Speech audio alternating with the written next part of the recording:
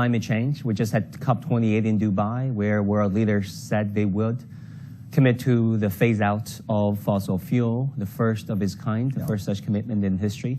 Should Donald Trump get reelected, do you think he would withdraw from this COP28 agreement as he did from the Paris Agreement in 2017? I disagree with the common opinion that Donald Trump was isolationist and would withdraw from these international agreements. Donald Trump is the man of a deal maker, but he's a deal maker as a bilateral deal maker. He will make bilateral deals to try to change the climate in a way that benefits both sides of that bilateral deal. Biden has always been a multilateral guy. He wants everyone to get together and agree on something so that we all agree on whatever has to be done. That's a very hard kind of agreement to put together. That's why Donald Trump probably be much more efficient in trying to create these bilateral deals in a way that will improve the climate for the two parties involved. And I think that's what you should look forward in the future. Donald Trump is not withdrawing. He is entering the international arena on a bilateral basis as opposed to multilateral basis. Let me ask you this. A second Biden term versus a second Trump term, who would be better for China-U.S. relations? Well, the one thing that all the sides agree on is that China is U.S. toughest competitor.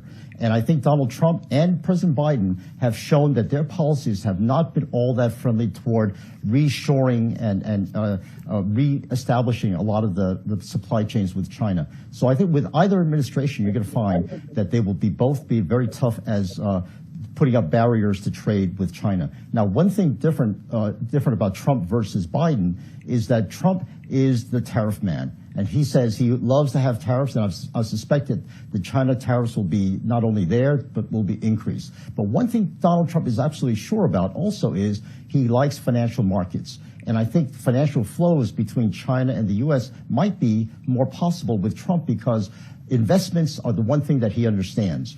And I think one thing that China is able to do is to have co-investments in the U.S. and in joint ventures that might appeal to him. Whereas President Biden, we are more of the same, right? We're going to have more of the same kind of barriers erected because the one thing that appeals to American voters is to keep our strongest competitor at bay and to provide us the leeway to develop more goods and services to our own advantage, especially in the advanced areas of semiconductors and high tech.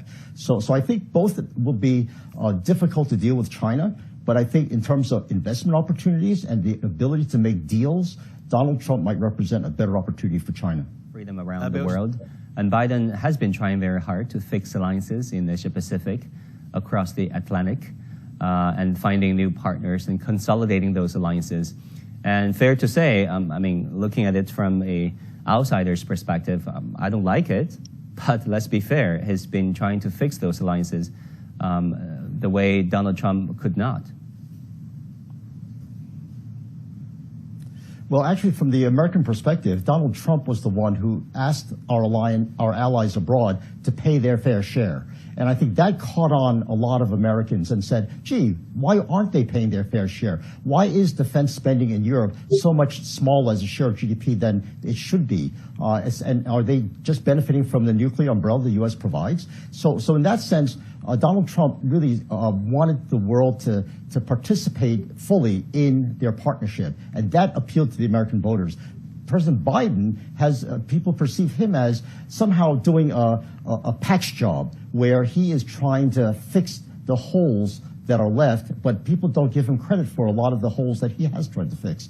The Pacific Alliance with Australia and India, and I mean, those are the sort of the Quad Alliance is something that President Biden has put a lot of effort into building, and that seems to be ineffective because people don't get a sense that we've accomplished anything. Right. One last question on the economy before we move on to international relations and foreign policy. Among many things, like you said, William, it's about the economy stupid, or so said Bill Clinton back in the 90s. And according to Lori Calvasina, RBC's head of U.S. equity strategy, said the seasonal pattern of election years, quote unquote, does provide another reason to be on guard for an early year pullback in the S&P 500.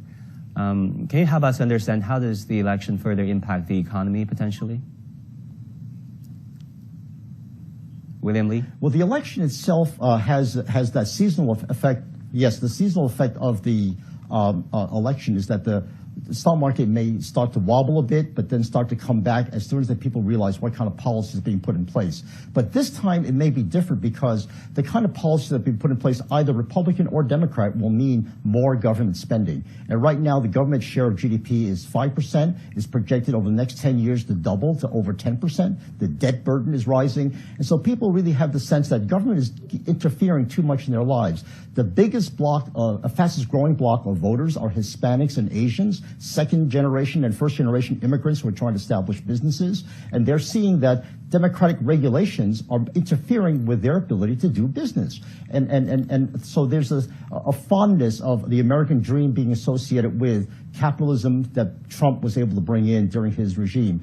Now, to be fair, President Biden has done a lot with infrastructure and has done a lot with trying to reshore a lot of our supply chains. And that is something that has really not gotten enough credit by the American people. And so the tension really is going to be between perceptions of, can I continue to do business and achieve the American dream with the Democrats or the Republicans? And right now, the leading of the wind seems to be toward the Republicans because they will allow businesses to do business with fewer restrictions. Time around at 2024, Trump has substantial lead against Biden in the potential and hypothetical matchup.